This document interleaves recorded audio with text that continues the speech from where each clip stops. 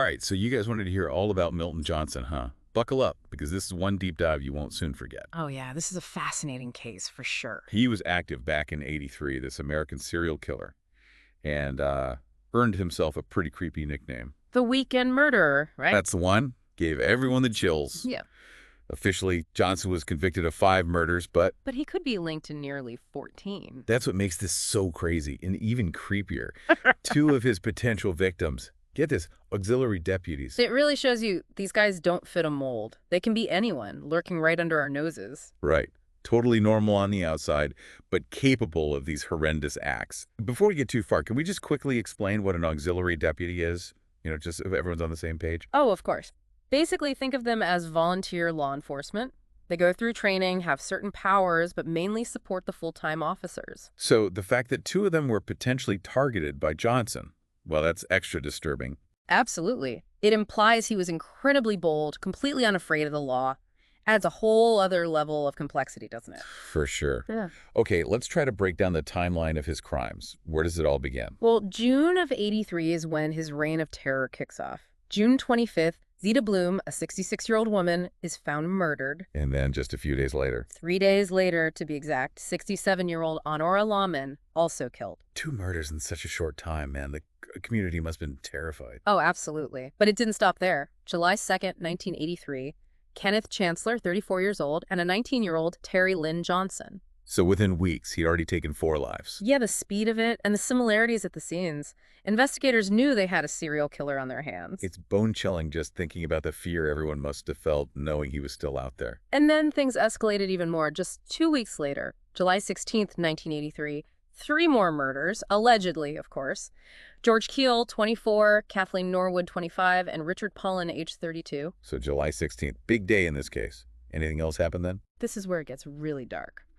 On that same day, 2 auxiliary deputies, Dennis Foley, 50 years old, and Stephen Mayer, just 22. Oh, wow, that's crazy. Both found murdered. What did the investigators make of that? I mean, targeting law enforcement, even auxiliary, that's a whole other level of boldness. It sent shockwaves for sure. I mean, this wasn't just random violence. It suggested Johnson might have had a real hatred for authority. Adds a whole new psychological layer to the case. Right, like he was making a statement or something. Exactly. Was it a personal vendetta? Was he trying to send a message? The motive to this day is still debated. So after this insane day of violence, it was over, right? Sadly, no. The very next day, July 17th, 18-year-old Anthony Hackett was murdered. 8th life, potentially claimed by Johnson, all within about 2 months. Man, the escalation is insane. It's like with every week that passed, he was becoming bolder. You're right, and that boldness hit a peak with what became known as the Greenware by Mary Ceramic Shop murders. Oh yeah, I've heard about this. One of the most brutal parts of the whole spree, right? Without a doubt. August 20th, 1983, Johnson allegedly walks into the ceramic shop and just unleashes. Murders 4 people. 4 in one place. That's awful. It was a bloodbath. The victims, 45-year-old Marilyn Bears, 38-year-old Barbara Dunbar, then 75-year-old Anna Ryan, and her 25-year-old daughter, Pamela Ryan. Just brutal. You can't even imagine walking into that scene as an investigator. The level of violence was unlike anything they'd seen before in the case. The community was in a total panic, and the pressure to find the killer, huge. So at this point, Johnson's the main suspect in all of this. But was he officially linked to all of them? Well, that's where it gets interesting. He was suspected in all 8 deaths we've talked about so far, but only convicted for 5. 5. Which ones? The 4 victims from the ceramic shop and the murder of Anthony Hackett. Those were the ones with the strongest evidence. On the others. Just unsolved. Officially, yes. Even though Johnson remains the prime suspect, those cases stay open. It's a lack of closure that, really adds to the mystery and haunts those families. Man, that's got to be hard, not knowing for sure. It is, and it really speaks to how much damage one person can inflict even years after they're caught. Just tragic. Yeah. So, let's talk about how he was caught. What led the police to him? Well, this might surprise you, but it actually had nothing to do with the murders, at first at least. March of 1984, so about 7 months after that horrific ceramic shop scene, police were investigating a burglary. A burglary? Wow, totally unrelated. Seems like it, right? They caught Johnson at the scene, red-handed. So what made them think there was more to him than just some petty thief? Something just felt off about him to the officers, so they decided to, dig a little deeper, ran his prints. And that's when everything changed. Bingo.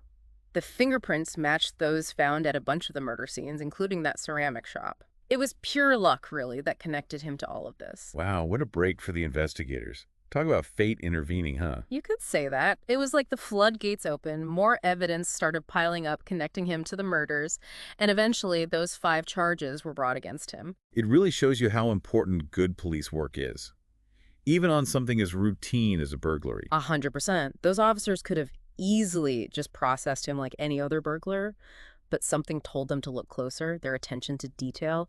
That's what cracked this whole case wide open. Chilling to think what could have happened if they hadn't. Yeah, he might still be out there. Scary thought. Okay, so we know he's caught, convicted. What about his motive? Did they ever figure out why he did all of this? That's the million-dollar question, and unfortunately it's one that still haunts the case. No confession, no manifesto, no single event that explains his descent into violence. It's a mystery that continues to baffle experts. So what are some of the theories out there? While some experts point to the targeting of law enforcement, particularly the auxiliary deputies, they say it suggests some deep anger towards authority. He had a history of, minor run-ins with the law, and that might have fueled a resentment that just grew over time. Yeah, makes sense given who some of his victims were. Right. But others think it was more about misogyny. A lot of his victims were women. And the brutality of some of the killings, well, some see that as a sign of hatred or devaluation of women. That's a disturbing thought. It is. And sadly, we know it's a reality. But in Johnson's case, without him ever really explaining himself, we're left with more questions than answers. It's almost like the story's incomplete, even with a conviction. Exactly. That's what makes this whole case so fascinating, so disturbing, and ultimately so unsettling. A reminder that even when justice is served, there can still be that lingering unease and so many unanswered questions. Absolutely. And it really highlights the lasting impact these crimes have on the community, on those families left behind. They may never have full closure, always wondering why. Yeah, it's like even though Milton Johnson's behind bars, his shadow just hangs over everything. It does, and it's a dark reminder that you never truly know what lurks beneath the surface. Evil can wear a very normal mask. It's a chilling thought for sure. Before we wrap this up, though, I want to touch on those unsolved murders still linked to Johnson. Is there any hope for those families to ever, I don't know, really get some closure? Honestly, it's tough to say. Johnson's the prime suspect, but without hard evidence, it's impossible to say if they'll ever be officially solved. Cold cases are always a challenge, but, technology is on our side now more than ever. Right, like what kind of stuff? DNA analysis, that's been huge in cracking old cases. Even tiny pieces of evidence that couldn't be tested back then, they could hold the answers now. You never know. So even after all this time, new evidence could still pop up. Absolutely. Plus, there's always a chance someone will come forward with new information, Maybe they were scared back then or didn't realize what they knew was important. It happens, right? Sometimes it's the smallest detail that blows the whole thing wide open. Exactly. That's why it's so important to keep these cases in the public eye. You just never know who might have that missing piece. Well, this deep dive into Milton Johnson, man, it's been a wild ride. Dark, but fascinating. A real look into the good and evil that humans are capable of. No doubt. And it makes you think, right, about how important it is to be vigilant, to look out for each other. You never really know what's hiding beneath the surface. So we've gone through the timeline, all those chilling details, tried to understand his motive or the lack of one, and seen how deeply all this affected the community. For anyone listening, what do you think is the biggest thing to take away from all this? What really sticks with you?